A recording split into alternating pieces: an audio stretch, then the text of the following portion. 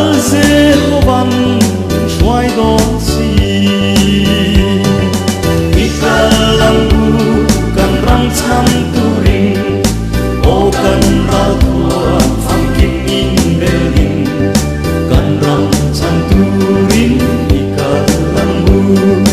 ne na chang in kan ho me ya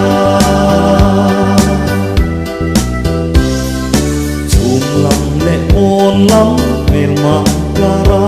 o kan san don lo o kan ram ne nam chang tur hianin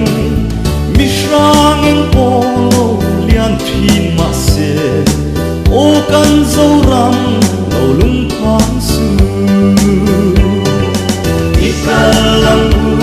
kan ram chang turing o kan ra thua phang kim in belin kan ram chang turing ikalangu ne na chang in kan ho me ya ikalangu